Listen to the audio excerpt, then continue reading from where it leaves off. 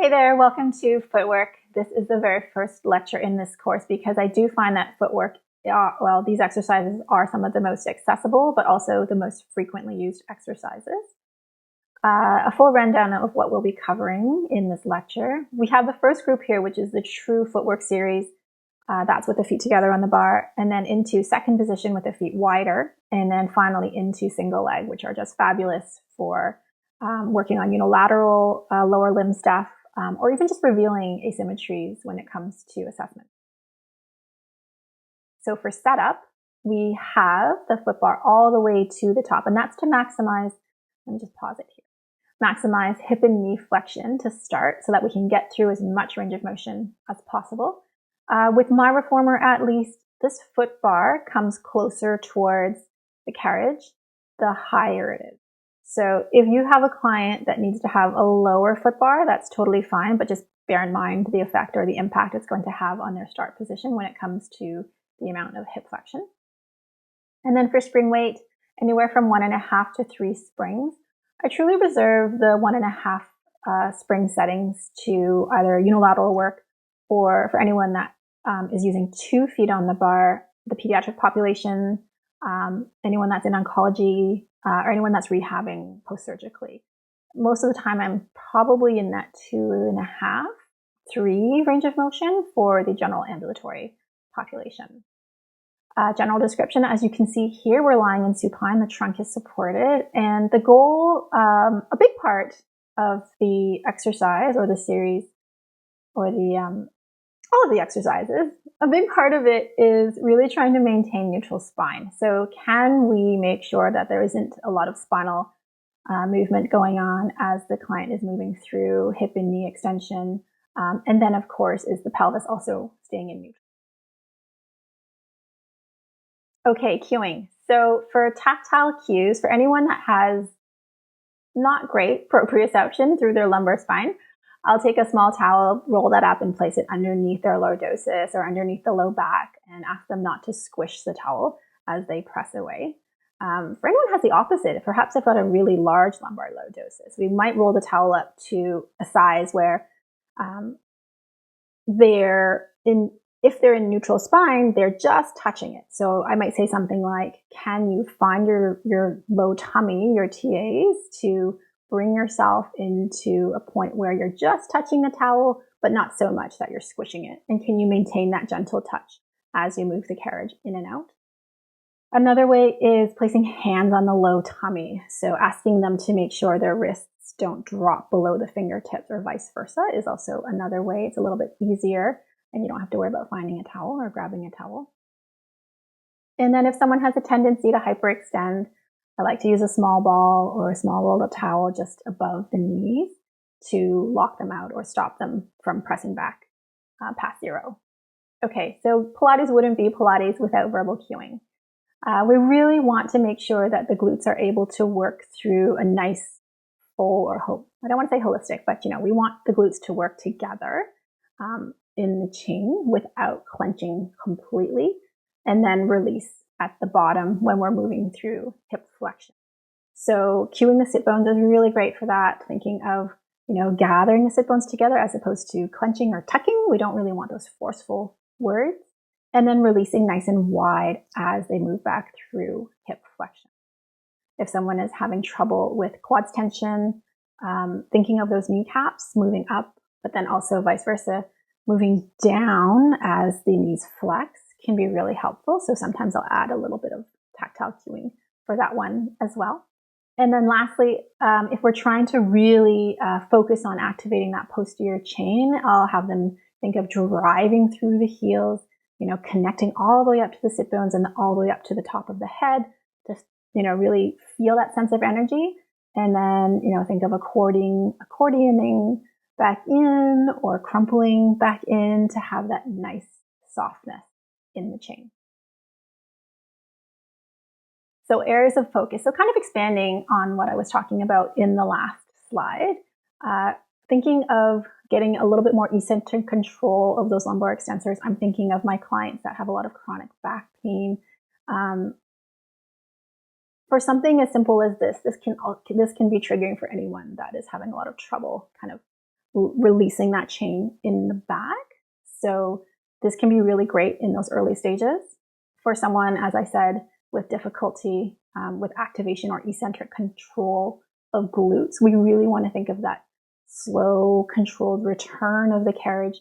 Can you really release the glutes bit by bit as the carriage comes in, as opposed to just kind of like letting the springs carry you all the way back in towards the foot bar? So being able to have the trunk supported is so great for this.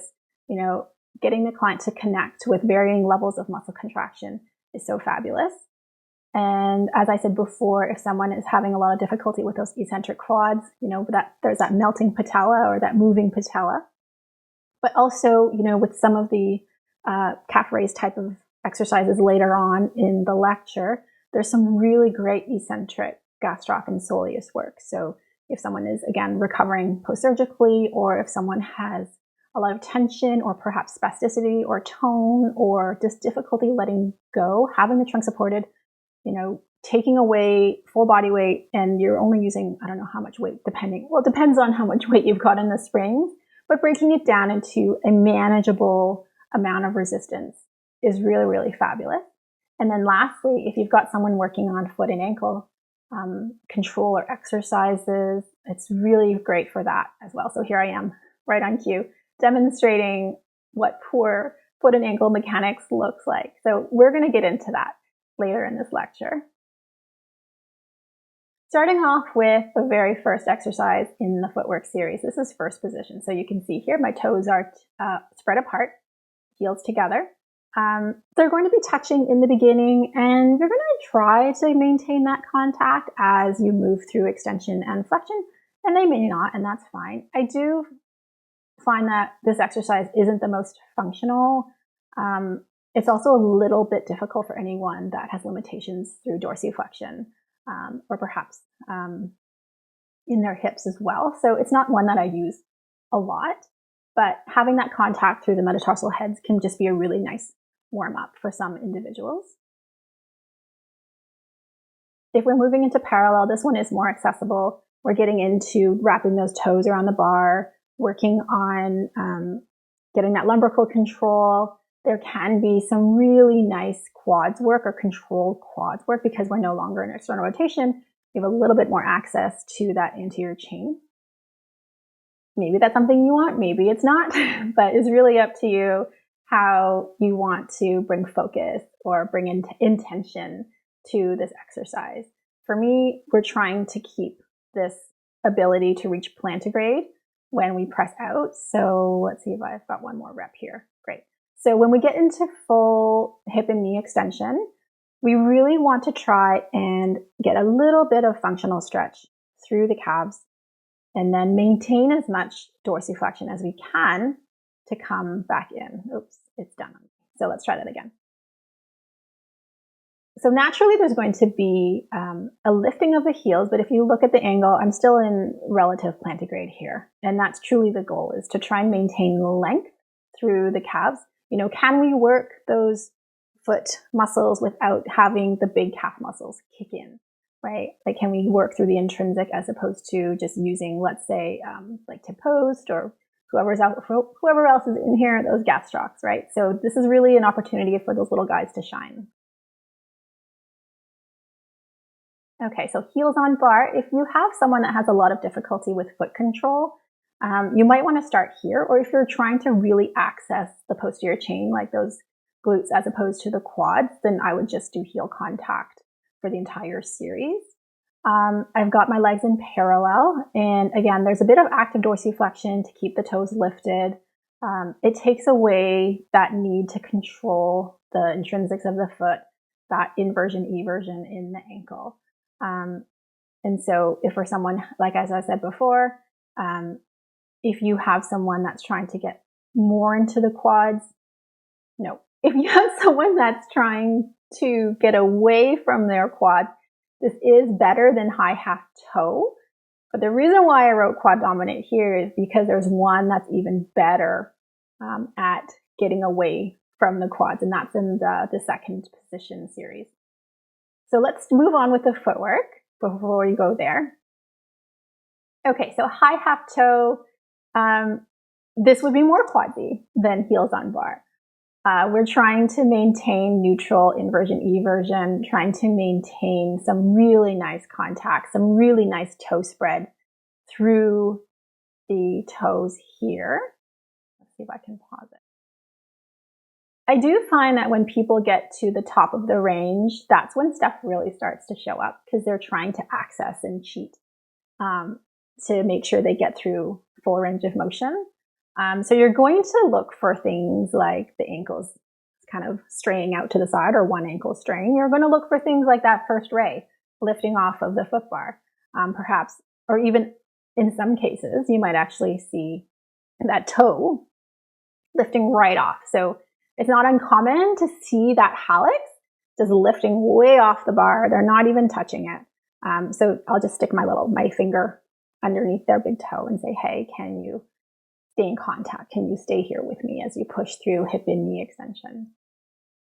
So as it goes, well, it goes without saying, great for assessment. But also, as I said, because you're getting more of the anterior chain, there is a greater risk of that hyperextension. Not advisable to work through this first if you suspect someone does have a risk of hyperextension, or if you know someone has a risk of hyperextension, I would start with heels on the bar. Of course, you can always stick a towel in there as well, or a little ball in between the knees if that's something that you're concerned about. Okay, so lower and lift. Now we're maintaining knee extension and we're maintaining hip extension. It's really just the ankles and the feet working for this one.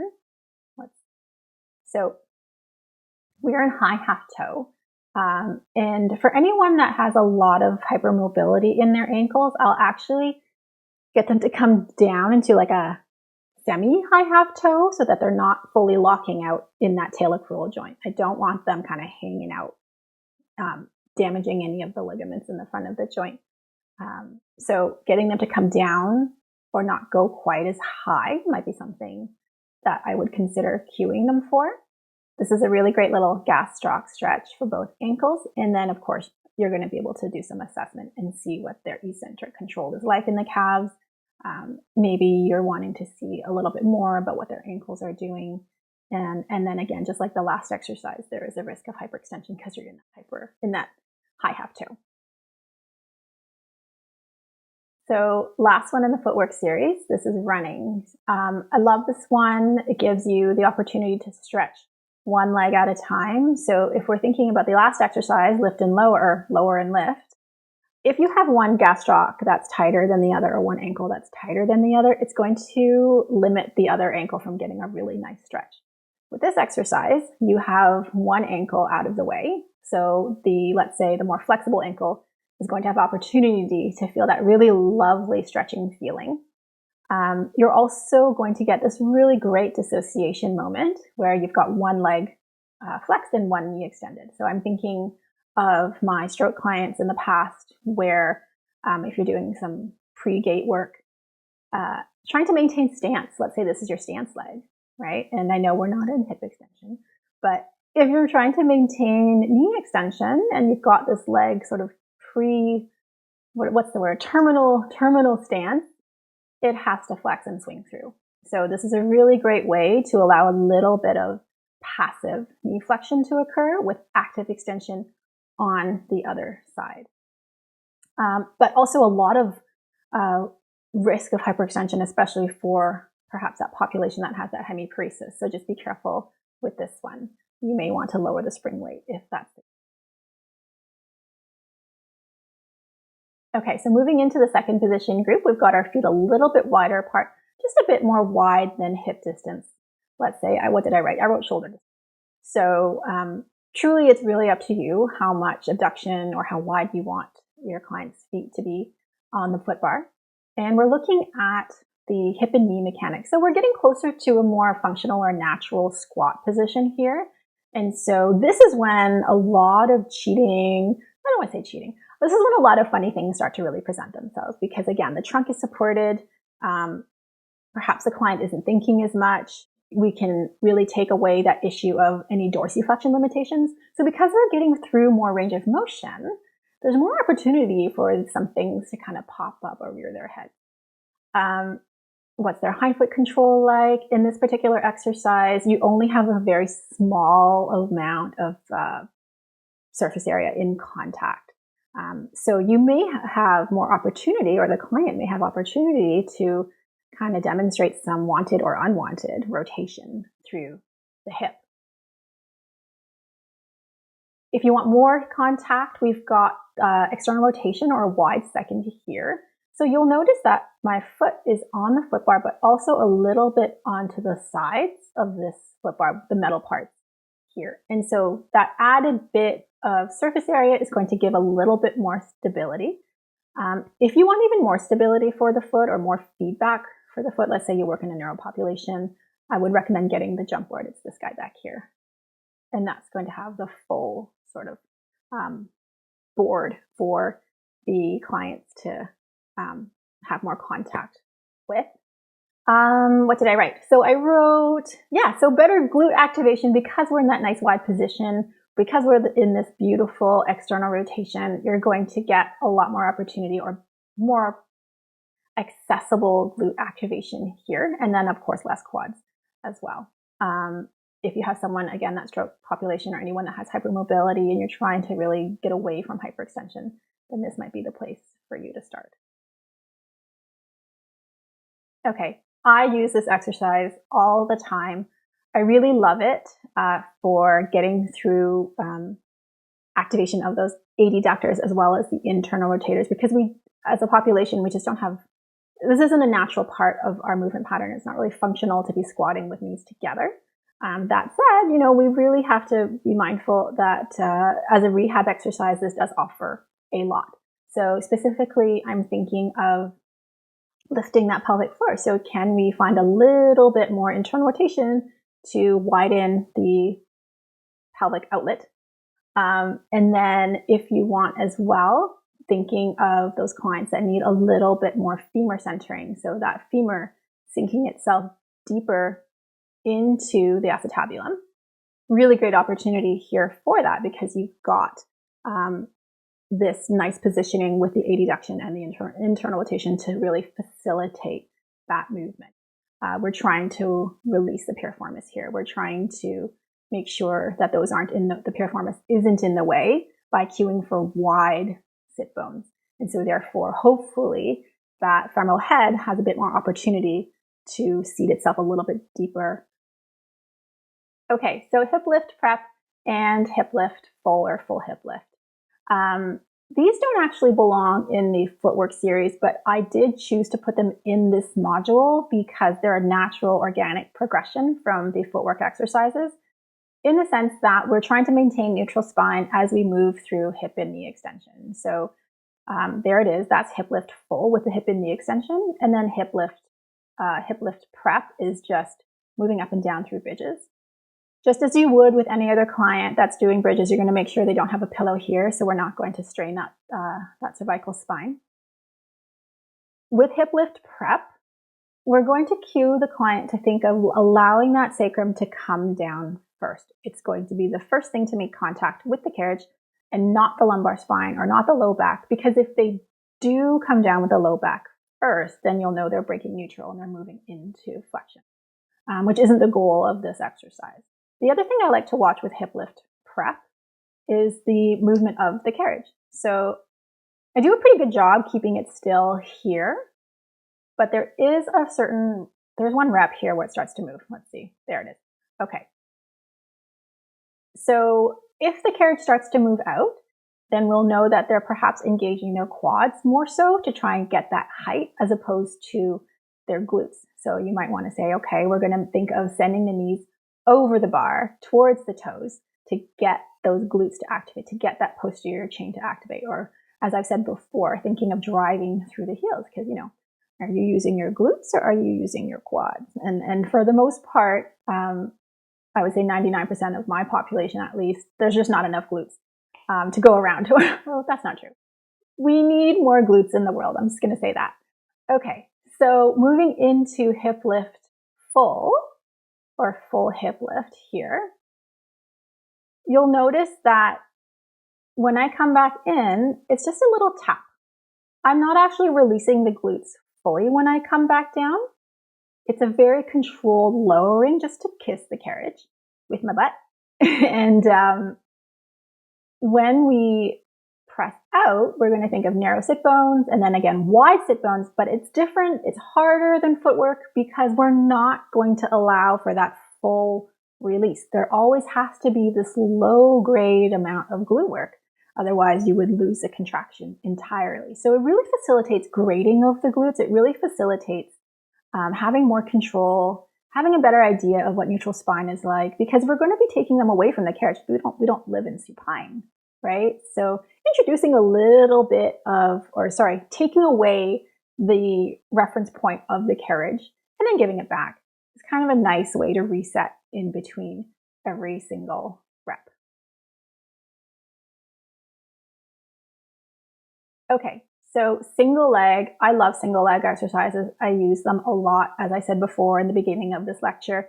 They're really fabulous for assessment, but also strengthening unilaterally. Because where else are you going to be able to do a full range of motion single leg squat? We have so much body weight support. The trunk is really well supported. And you don't have to worry about, ankle range of motion. You don't have to worry about hip control. You don't have to worry about trunk control or riding reactions or anything there, postural reactions, because it's all just on the carriage. So we really get to focus on strengthening through one leg. We get to focus on, getting the hip to release, getting those glutes to release. Here in single leg, often than not, we're using more than half of their typical footwork setting. So let's say they use 3 springs for 2 feet on the bar. It's a great way to illustrate to your client, like, hey, we're using the entire posterior chain. So if I have a client that has 3 springs for 2 feet, I'll take them down to 2 springs for 1 leg. It's not half. We're not cutting that number in half and saying, hey, we're down to 1 leg now, so we're just going to do 1.5 springs. No, we're using the leg as well as the trunk to help move that carriage out. And so here, on this other leg that's not moving, we've also have a lot of background core control that's required to maintain the position of that leg. There's another exercise where, the inertia of the leg has to really be controlled, especially when you get up to, let's say, a faster speed moving through your reps. I also really love the idea of allowing that reciprocal movement through the pelvis. So I read this research paper once, and it referred to that move, that reciprocal innominate motion, as pelvic walking. I thought it was so cute, really stuck with me. Maybe you've heard it before in research papers as well. But having one sit bone coming in, having one glute active while the other one is released wide, can also be a really wonderful learning moment or proprioceptive teaching moment for your clients, especially if you have a client that has, one-sided pelvic floor tension. Can you do it slowly? Can you do it quickly? Can you do it at a low amount of resistance? And then can we do it at a higher amount of resistance? So really great for that also. Okay, so this is single heel. It's the only exercise in the single heel grouping that has the client on their heel. The rest of them, we're in high half toe. So very straightforward. We're trying to keep this leg in this long diagonal. There's going to be some really nice glute control on the one side before you switch over to the other side. I use this one as a warm-up, and then I'll go into perhaps the more complex exercises.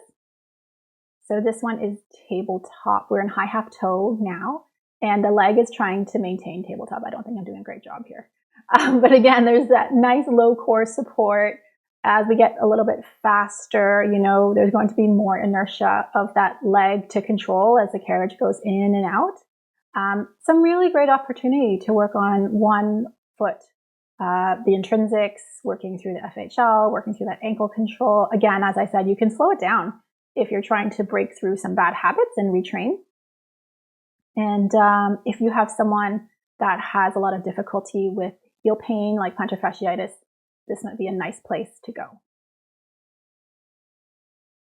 Okay, and if we put those two things together, we put single heel and we put tabletop and we smush them together, we're going to get bicycle. we're still in that high half toe, and I'm just moving through long diagonal into hip and knee flexion. So I can pause it.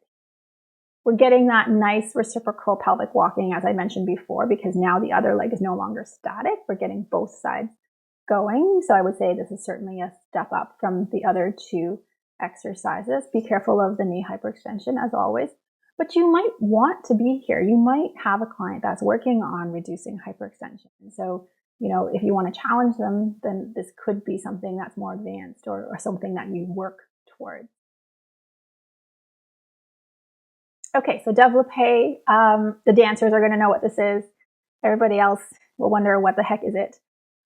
This is not an exercise that I do with my new clients. It's definitely a more complex exercise. It requires more motor planning, more coordination, and certainly a little bit more mobility than a lot of the other ones. Reason being, right here, there's this great little hamstring stretch, which you may want or you may actually select for.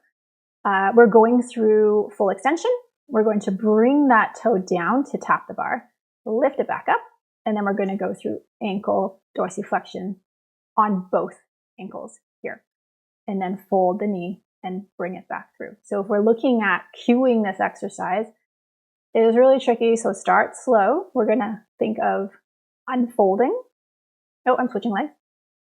We're going to think of unfolding, tap the bar, point and flex, flex and point. See, I get confused too. And then reach it back up. So let's try that again. Take two. Okay, so unfold, tap the bar, flex and point, and then fold and reach. So fold, tap, flex, and fold and reach. So it can be a real big mouthful. It's really, really tricky. I actually use my arms to help cue the client. So this is what that looks like. Arms for you guys. Here. So I'll have my hands kind of like this. Turn, let's push play. So I'll say it with them. Unfold, tap, flex and point, fold and reach. So you might say fold and kick, tap the bar, flex and point, fold and reach. So, like I said, slow it down, but it is a little bit more fun for anyone that's been with you for a little while and you want to throw something or throw a curveball at them. This is a great one to have in your back pocket.